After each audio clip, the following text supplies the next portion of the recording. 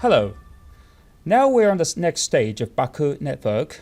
Today we're going to discuss about the hybrid warfare, which has been a new topic in our lexicon. A couple of dozens of years ago, we remember that when we call the war, we only remember first the weapons, cannons, and others. But today, when we talk about the war, it's a new strategy, it's a new tactique, and it's very sophisticated technology that is very, very cunning and it's very lethal. This is hybrid warfare. That is, many countries are affected. And we're going to discuss this with our guest, Dr. William Parry, former BBC journalist and author of the books. Welcome, Mr. Parry, to our studio. Good morning, as it is here, Elnur, and a great pleasure to speak to you again. It always is, and great to be with my Azeri brothers yet again. Thank you very much. And we are going to talk about, as you know, about the hybrid warfare. That today it's been a topic now. And the concept of hybrid warfare, first of all, began to spread around the two decades ago, as you know, and especially when some powers thought that using lethal weapons did not work so well during the war. And so they realized that to launch hybrid wars through different techniques. So my question is, how dangerous do you think it is in our world, and how better do we need to be protected from its threats? There are two things I've got to say about that, based on the premise that it's very, very, very dangerous. These new developments are exceedingly dangerous. Blurring the lines between war and peace is dangerous. We seem to have lost our way, Abrahamists, Christians, Jews, Muslims, we seem to have lost our way. We seem to have lost our moral compass. If power is the only thing that really matters, then we're going into a nightmarish world, a future where conflict is ongoing and perpetual, and anybody and everybody is up for grabs. We need to be a little cautious. I mean, is it new? Yes and no. The idea of hybrid warfare, I suppose in some ways could be traced, all the way back to the Peloponnesian Wars. Thucydides writing the first history book, the Peloponnesian War. Skirmishing of a sort of immoral type for the Greeks is mentioned there. The Punic Wars, I mean, the Romans are attacking a much larger Carthaginian army by assaulting their supply lines. That is hybrid warfare. More recently, I suppose you get General George Washington and the American War of Independence openly using guerrilla tactics against the British. I mean, that's all hybrid warfare, not two defined armies facing each other, nipping away at the edges and attacking by those means you consider necessary. Of course, all the way up to the Nazi Party in Germany of recent history, where Dr. Goebbels, the crazed genius of all those people, it is crazed, where propaganda is created. And, it doesn't matter what's true and what's not true anymore. All that matters is the victory of the nation. And so in a sense, it's not new. But what is new is the intensity and the technology that's now used to push these agendas. And, everything is now fair game. Everything is now an asset that either needs defending or attacking. Civilians themselves are no longer off the table. And we are moving into terribly, terribly dangerous times where we no longer know whether we're at war or we're at peace. Well, you speak like in the past, from the medieval up until now. Well, we are speaking about in a modern language about the hybrid war. And as you know, as information technologies grow, we face a lot more challenges to cope with issues such as disinformation, cyber attacks, etc. And many things. The newsrooms today, it's turning to be a weapon against the humanity today. Because, it's not only on the media, it's not only social media, but it's also in the ideologies that they're trying to instill it in the heads of society. So what institutional reforms are needed to improve national resilience against hybrid threats that blur the line between war and peace nowadays? Again, an incredibly important question. I mean, any nation has to be worth defending. Are ordinary people going to put their lives on the lines for a country they don't trust and with no real reward at the end of it? I mean, Britain at the moment, I am British, as you know, is in a terrible state of affairs.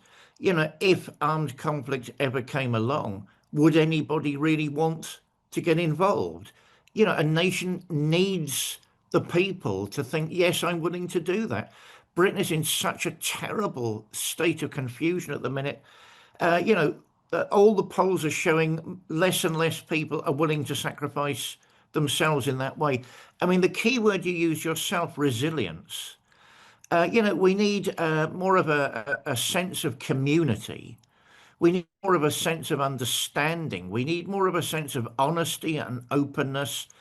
Is this country working for me ethnically? That mustn't be brushed under the carpet. It's a fact of life. Politically, democratically, are things working for the good of the whole or simply the good of the few? I think it's arguable that certainly in the West, the banking interests, the big corporate interests, have sort of thought, well, that's irrelevant. That has nothing to do with us. Morality belongs to the past. It doesn't belong to the past. We are human. Human beings, by definition, are moral.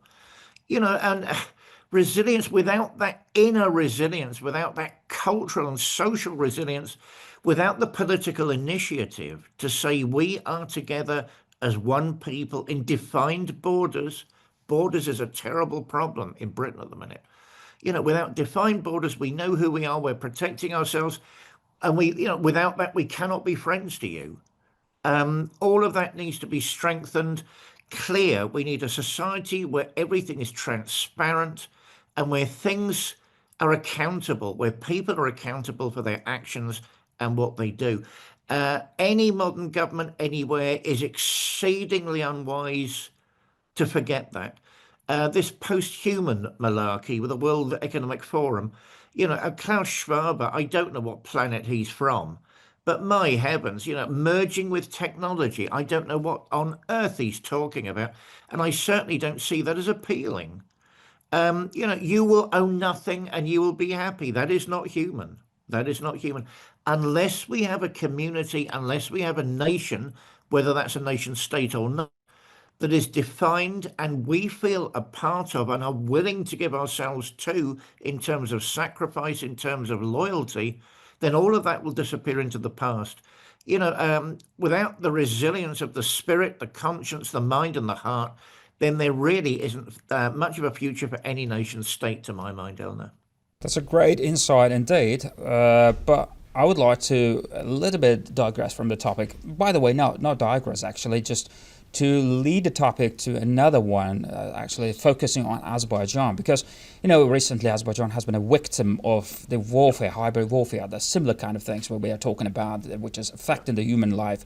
And back in 2020, when Azerbaijan regained its sovereignty, and especially regained the Karabakh, the lost territory that was under occupation, and cyber attacks against the country, pressure on information technologies, media, and many areas that have steadily increased. And this was literally the most brutal war against Azerbaijan. I would say that it is worse than the war that Azerbaijan experienced in a battlefield. Yeah.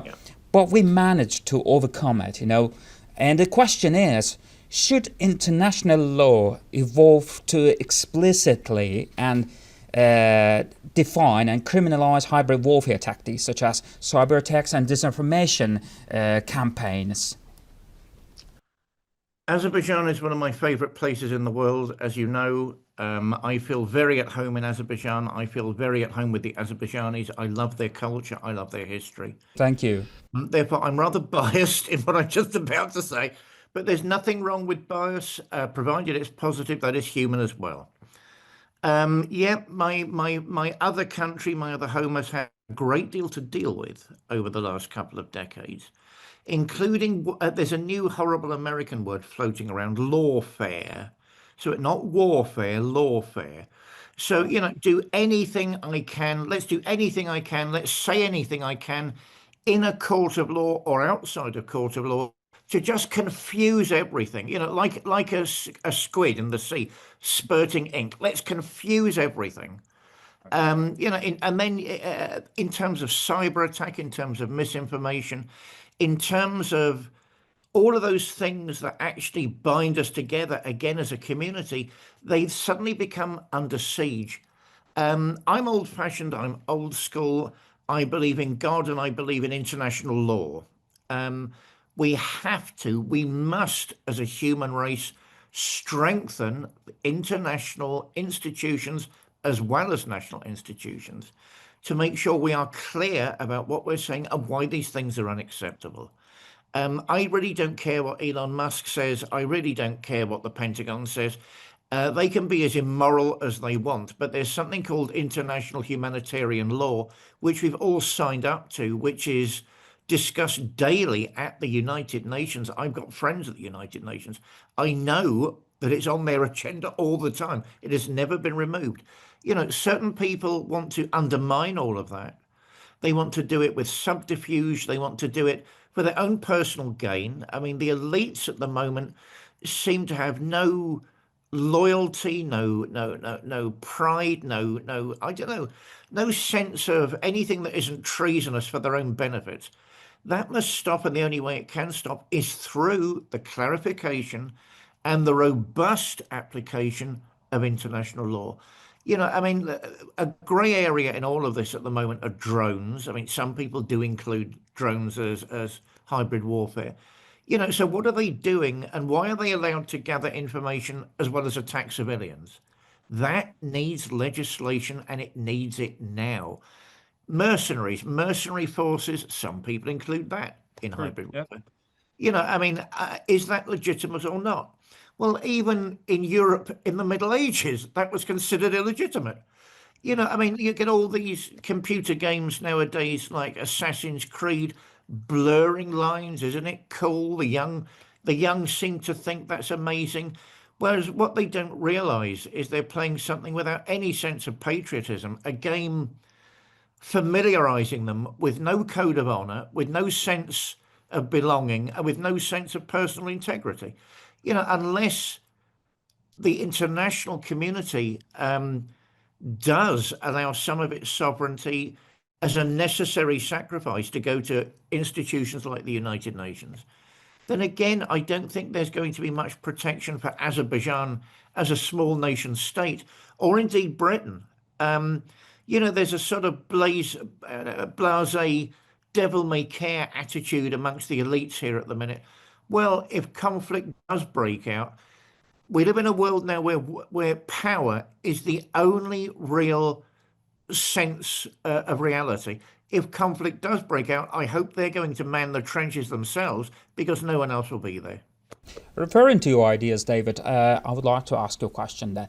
How can small and medium-sized states build effective deterrence capabilities against hybrid operations by larger powers in the world? Because the hybrid warfares are operated nowadays, unfortunately, by larger countries that have more opportunities, and they just do it through the hands of the proxies, and the small countries are really not enough powerful to cope with this problem. But the question is that what's the best and effective way to build the deterrence capabilities against this hybrid war operations at the moment all around the world? Elnur, you've shown me something this morning that you've raised in my mind as we're having this conversation something terrible. I mean, I don't want to discuss conflicts outside of the region. I mean, I don't want to talk about Ukraine, but I think I need to say something. Sure. Eastern and Western powers are shameless. Both sides are shameless. It doesn't matter how many real-time actual physical casualties there are on either side. It's an open proxy war as opposed to a hidden proxy war. And the attitude, particularly of the Americans, I find disturbing. Let's test our weaponry. We've paid all this money. Let's see if it works or not. I mean, my heavens, is that really what we've all sunk to as human beings? That now it's not about thriving in our communities. It's no longer about standing by each other as fellow citizens in a recognizable nation state, in a recognizable homeland.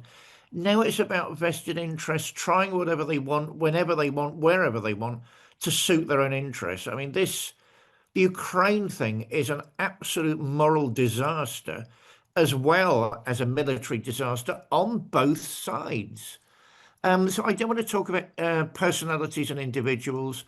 Politicians are politicians the world over. They've got their own views, they've got their own agenda, but that's the perfect example of a modern proxy war, which is doing nobody any good and weakening the resolve of the international community.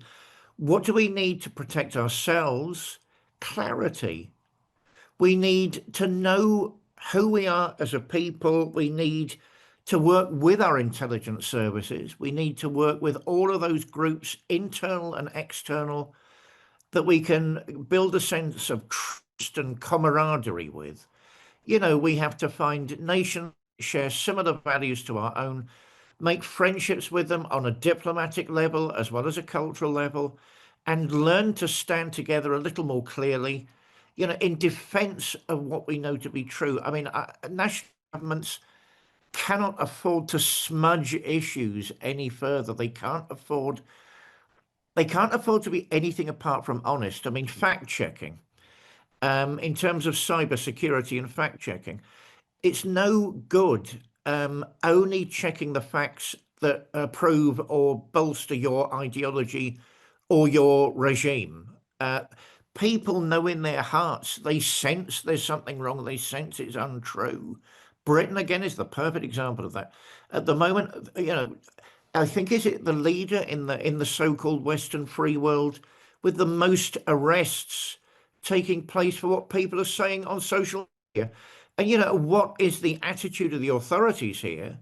We're defending the nation. Well, actually, you're not. You're defending the interests of your party, and you're defending the interests of what you want your particular ideology to say. So that must stop, because then nobody trusts what anyone else is saying. Fact checking it may seem completely unimportant, but it's more important than ever in our modern world. And it has to be fair and rational and open and accountable. Economic and diplomatic transparency, they're very, very important indeed. And dare I say, since we've touched economics and finance, we need to be prepared to spend money on our security services, which nobody seems to want to do.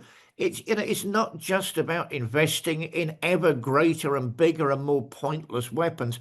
How many times can the world be destroyed? Once. It can be destroyed once. We need internal and external services that we trust, that are working for the good of all, and we know we can collaborate with. So not like Nazi Germany, where the Gestapo is spying on everybody and you get arrested for the slightest infringement, or neighbors turning up and phoning the local Gestapo office. Oh, I don't like the look of him, he's not being German. That, and look at what happened to them. They're now swept away from history. We've got to learn to trust each other again and invest in each other, pay the necessary monies that we need to build a better homeland. That's what you say is absolutely true, David. Just last question, and about the hybrid warfare as another way of, affecting the human life. Is experience also shows that the main target of hybrid warfare is human psychology. We're talking about the media outlets and newsrooms and cyber attacks and etc. But now it's the human psychology that is really very sensitive issue at the moment. Therefore, public unity and the trust in the state play a crucial role. That you're talking about, and you mentioned also in your comments. And how can states develop comprehensive strategies to deter hybrid warfare without escalating conventional conflicts? Right, I'm quite skeptical of one connection there. Being robust against hybrid warfare does not necessarily mean escalating real-time actual warfare. I think we've got to listen less to the younger generation sometimes and trust in our own experience as full-grown adults, as mature adults. That's not to decry what the youngsters are saying. I've more faith in the younger generation than I have in any of us. They strike me as good-hearted people. They've got good minds. They are worried about the future. They're worried about the ecosystem. They're worried about international affairs in a way that none of us have done in a long time. In terms of the British experience, how do I know that? Look at the recent successes of the Green Party in the polls. It's basically been shown that the under 50s want to vote Green because they're worried about what they consider to be existential issues. Is this going to affect me, my family, my loved ones, and will it affect the community thereafter? That is absolutely wonderful.